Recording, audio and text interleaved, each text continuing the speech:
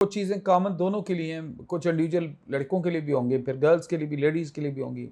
तो पहली कॉमन चीज़ जो है ना, जो बेसिक प्रिंसिपल है, मैं इस वीडियो पे बड़ा ज़ोर दे के उस पे बात करूँगा कि लर्न टू अकोमोडेट अदर्स। मैं बात करता होता हूँ कि कुछ ज़िंदगी गुजारने के सलीके होते हैं। ज़िंदगी इसका नाम नहीं है।